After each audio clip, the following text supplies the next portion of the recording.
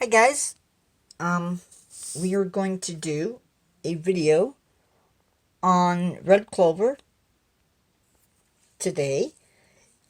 This is another one of those edible medicinal plant videos. Gonna try and really focus in on this one today a little bit. There's not a whole lot to it, so I'm gonna do two, one right after the other. So red clover, like I've already said, is an edible plant. And it originally came from Eurasia, so again, Europe, Asia. So let's just start talking about it. So first off, it is edible. And it's also been used for medicine. It is a legume. For those of you who don't know what that is, that means that the plant is able to fix nitrogen into the soil. Medicinally, it has been used for a very long time. It's been used to treat colds, made into a salve to help for burns. It's been used to treat whooping cough, eczema, cancer, and it was brought over from Europe sometime in the 1500s. The leaves are edible. You can actually eat them, put them in salads. I've heard it's better to cook them. Not going to discuss how. The flowers are also edible. I've never tried them because most of the red clover that I have seen is right along roads, and that is a very bad thing. You should never eat any plant that grows along a road. The leaves are said to taste like peas or beans. You can see that bud or that flower. There's actually multiple flowers. It's just nice and pink.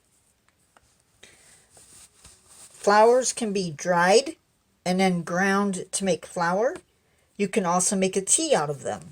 It is really important with clovers, and I'll probably bring this up again later, that if you do dry them, you want to make sure that they are completely dried before you use them, because if there's any mold, that mold can make you very sick. So, a little bit of superstition for you. Clover was worn around the neck to keep evil away. A four-leaf clover they believed if you made a tea out of that, it would break evil spells. And if there were 5 leaves, that would be bad luck. As always, guys, I have to do the warnings. So, the warning is you don't want to eat too much clover, because eating too much clover can cause you to bloat and cause gas.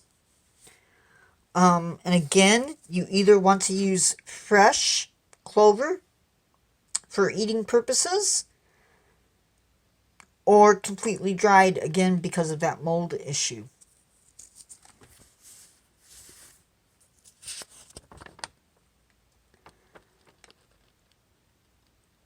Remember, there's always that possibility of being allergic to it, and so it's best to eat small quantities just in case. Also, you want to avoid eating too much because it can actually affect pregnancy and have health effects on guys as well. So that is the end of this video. If you learned something from this video, give it a like. I guess, really, we should look at the leaves. So the leaves, actually, to me, they really resemble the white clover. You can see there's some darker green below, a little white, and then some more green. The stems are slightly hairy.